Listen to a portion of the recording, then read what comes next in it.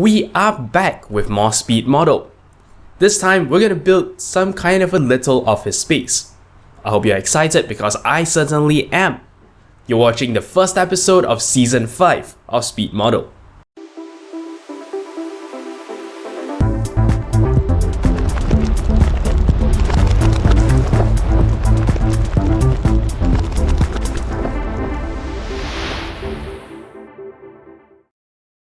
Hello and welcome back to Speed Model.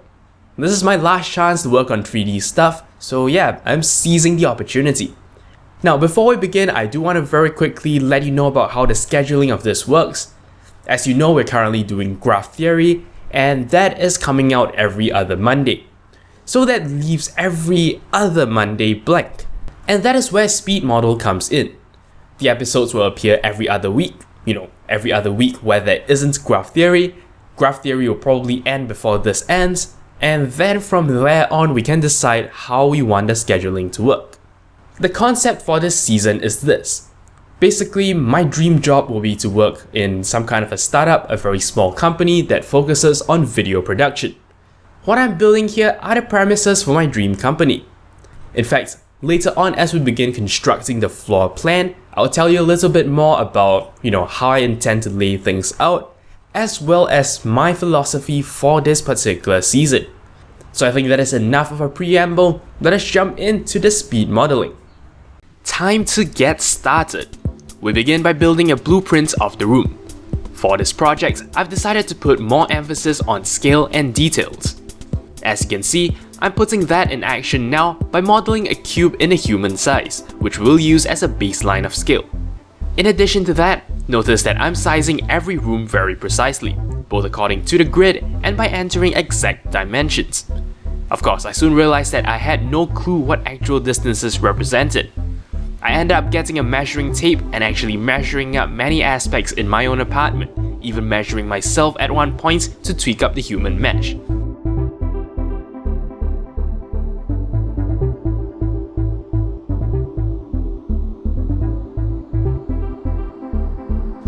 I also modeled a second human mesh in a sitting position to guide myself better. I had to redo nearly everything in the blueprint, but they now have a good real-world scale. With the top part of the office done, I extend a corridor downwards, constructing larger rooms on either side. A side office to be populated with cubicles and 2 studios. The lower part of the office mirrors the upper part, but is flipped left to right. We have a conference room in place of the pantry. With that done, we begin to construct walls for all the rooms. Once again, this takes quite a long time because I spend a lot of time making sure that the dimensions are exact. I also experiment with a few techniques to see how I can get the walls connected together with minimal effort. Eventually, I use mirroring and vertex mergers to help me, creating the walls of the office as little separate chunks. I then join it all together and create a floor.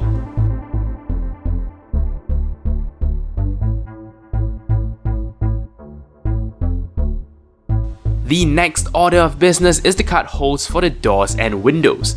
I decide that the quickest way to do this is to create a mesh with a fixed size that acts as a template, and to use Boolean operations in conjunction with the template to cut holes in the walls.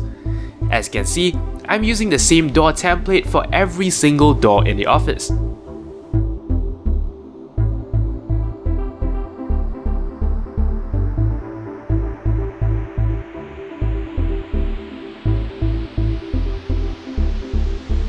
I soon realized that I made a little mistake with the positioning, creating a little step at each door. Of course, a little bit of quick adjustments with the vertices fixes this. I then double up the width of the template and cut out 2 sets of main doors leading into the office.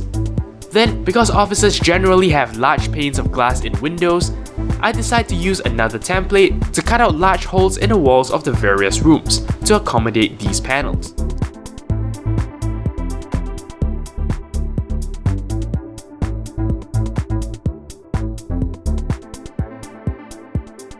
I also cut out another large hole to create a wider entrance to the pantry. I was actually very eager to see what it all looks like with the glass in, which is why that is one of the first things I add to the scene. I spent some time both on and off screen tweaking out the materials and preparing the scene for our first render. And off we go. As you can see, the render actually takes a pretty long while, thanks to all the reflections in the glass.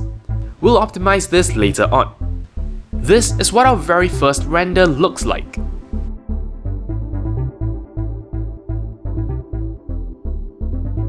And there you go. What a start to our project. I hope, this has raised your interest. Like I said, I'm going to be putting a lot of emphasis into both the scale and the details of things. So yeah, hopefully this will turn out better than my previous works. That's all there is for this particular episode. Thank you very much for watching, and until next time, you're watching 0612 TV. Thank you very much for watching. If you liked this video, consider checking out the rest of my work on my channel. Alternatively, you may be interested in the last season of Speed Model. If you'd like to show me some monetary support, I am on Patreon. You can find a link to my campaign in the video description. Of course, you can simply like this video or leave a comment. I'll be sure to respond as soon as I can. To keep in touch with my future uploads, do subscribe to this channel. And for even more updates, check out the official Twitter account for this channel at 0612TV. Thank you for your support.